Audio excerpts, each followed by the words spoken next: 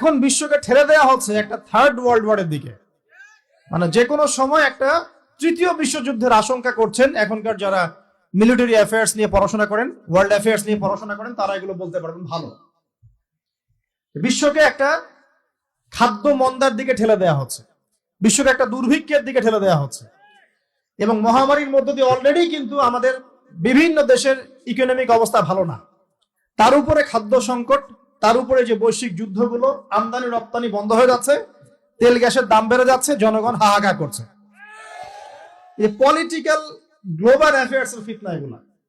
তা আপনাকে এই জন্যই প্রথমে আমি একটা কথা বললাম যে ফিতনাময় একটা পরিবেশে একজন মুমিন যার অন্তর্দৃষ্টি আছে, যে কোরআন এবং সুন্নাহ দিয়ে এই বিশ্বের এই রহস্যগুলো উদ্ঘাটন করতে পারে, সে ভালো থাকতে পারে না।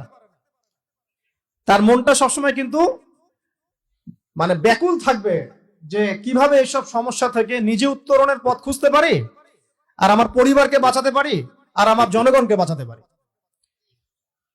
আর যদি আপনি আত্মকেন্দ্রিক হন, স্বার্থপর হন, তাহলে নিজের চটকায় তেল দিবেন, নিজে ভালো থাকলেই বাপের নাম।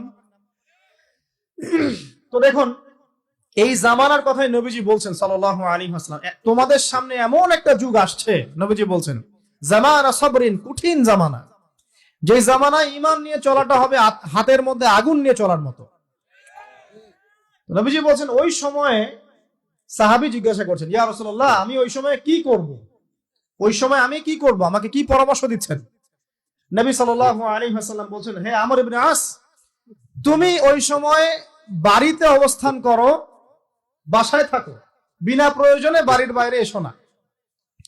ওই সময় তুমি নিজের পাপের জন্য আল্লাহর কাছে ক্রন্দন করতে থাকো, বিনা প্রয়োজনে বাড়ির থেকে বের হয়েও না।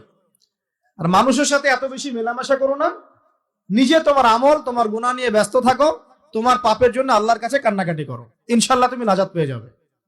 এটা একটা অপশন, মানে ফিতনাময় পরিবেশে আপনি কিভাবে বাঁচবেন, এটা একটা অপশন। আরেকটা হাদিসে কি নবী সাল্লাল্লাহু আলাইহি ওয়াসাল্লাম বলছেন যে যখন এমন ফিতনাময় পরিবেশ আসবে, তখন যদি তোমরা এই আমর বিল মারুফ নাহি আনিল মুনকার, সৎ কাজের আদেশ, অসৎ কাজের নিষেধ, আমার সুন্নতের উপর অটল থাকতে পারো, তাহলে তোমরা 50 জন শহীদের নেকি পাবে।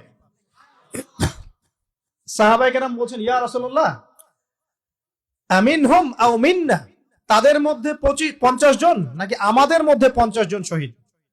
নবী করিম সাল্লাল্লাহু আলাইহি ওয়াসাল্লাম বলছেন, বাল মিনকুম, বরং তোমাদের মধ্যে 50 জন শহীদ। এটা অপশন নাম্বার 2। এক কি বললাম, আপনি নিজেকে নিয়ে ব্যস্ত থাকেন, বাসায় থাকেন, বিনা প্রয়োজনে বাড়ি থেকে বের হবেন না, মানুষের সাথে কম মেলামেশা করেন, এবং নিজের পাপের জন্য আল্লাহর কাছে কান্নাকাটি করেন, নিজের আমল নামা নিয়ে ব্যস্ত থাকেন, ইনশাআল্লাহ নাজাত পাবেন। 2 নাম্বার, যদি আপনার কাছে আরো বেশি যোগ্যতা থাকে এবং আপনি আরো বেশি সাহসী হন এবং আপনি উম্মার, দেশের জনগণের কল্যাণ কামনা করেন, তাহলে অন্যদেরকেও এই ফিতনাময় পরিবেশে টিকে থাকার ফর্মুলা বলে দেন। এখানে সবর করেন, আমর বিল মারুফ নাহি আনিল মুনকারের কাজ করেন, আল্লাহ পাক আপনাকে ইনশাআল্লাহ 50 জন শহীদ সাহাবীর নেকি দিবেন। আরো অপশন আছে। কি অপশন?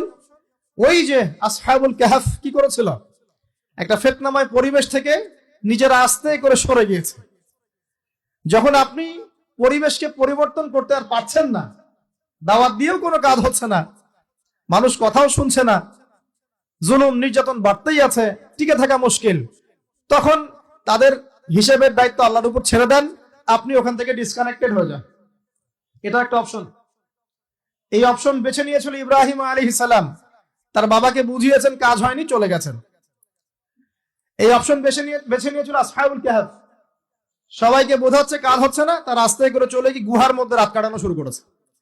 এমনও হাদিস পড়েছি আমি যে ফিতনাময় পরিবেশে সবচেয়ে সৌভাগ্যবান হবে ওই শ্রেণীর মানুষ যারা দেখা যাবে যে পাহাড়ি কোনো এলাকায় বা দূরবর্তী কোনো জায়গায় বসবাস করছে, যেখানে বৃষ্টিপাত হয়, গরু, ছাগল, মেষ, বকরি এগুলো নিয়ে ওখানে চড়ায়, যখন আজানের সময় হয়, নামাজের ওয়াক্ত হয়, আজান দেয়, নামাজ পড়ে, দুনিয়ার ফিতনা থেকে এরা দূরে আছে, এরা সফল। এমনও হাদিস আছে। হয়তো আপনার কাছে মনে হচ্ছে না এখন ওই যুগ আসে নাই, কিন্তু আমি আপনাকে বলে দেই যে কোরআন এবং সুন্নাহর চোখ দিয়ে যদি আপনি দেখতে শেখেন এবং বর্তমান বিশ্বের প্রেক্ষাপটটা অ্যানালাইসিস করার যোগ্যতা আপনি অর্জন করেন কোরআন সুন্নাহর চোখ দিয়ে, আপনি বুঝতে পারবেন সেই সময় অনেক আগেই চলে এসেছিল। এখন ফিতনা এবং ফাসাদময় এই পরিবেশে আমরা কি করতে পারি, ছোট স্কেলে, বড় স্কেলে না, ছোট স্কেলে। আমি আজকে বড় বিষয় নিয়ে কথা বলতে আসি না, কারণ আমি চিন্তা করলাম যে আসলে প্রথমে যদি ব্যক্তিকেন্দ্রিক বিষয়টা ঠিক না হয়, বড় বিষয় আলোচনা করে কোনো লাভ নাই।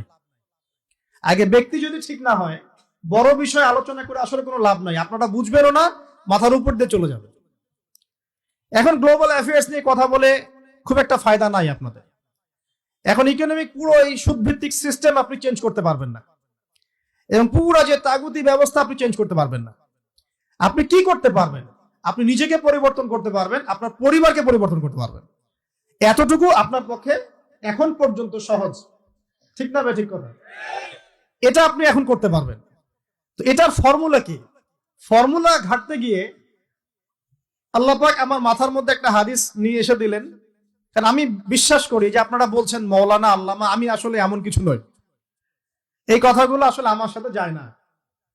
আমি নিতান্তই একজন ছোট মানুষ এবং তালেবে ইলম, জ্ঞানের পথের পথযাত্রী। আর আমি তালেবে ইলম হয়ে থাকতে চাই। আমি মুফতি নই, আমি মুহাদ্দিস, মুফাসসির বা এই যে শব্দগুলো আপনারা বলছেন, এমন কিছুই নয়। আসলে কিয়ামতের মাঠে আমি জান্নাতে যেতে পারবো কিনা আমি নিজেই জানি না। যখন কোনো মানুষ নিজেকে অনেক বড় মনে করা শুরু করবে, বুঝে নিবেন সেই ইবলিসের আনুগত্য করা শুরু করেছে আর কি। কারণ ইবলিস বলেছিল আমি খলাকতানি মিন নার ওয়া খলাকতাহু মিন তিন, আমাকে সৃষ্টি করেছেন আগুন দিয়ে, আদমকে সৃষ্টি করেছেন মাটি দিয়ে, আমি কেন আদমকে সিজদা করতে যাব? তো এটা ইবলিসের চরিত্র, আবা ওয়াস্তাকবার, সে উদ্ধত হয় এবং অহংকার প্রদর্শন করে। তো আমি মনে করি যে আমি কিছু বলি না, আল্লাহ রাব্বুল আলামিন আমাকে বলার তৌফিক দেন মাত্র, আলহামদুলিল্লাহ।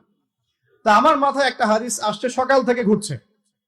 সেটা হচ্ছে, দেখুন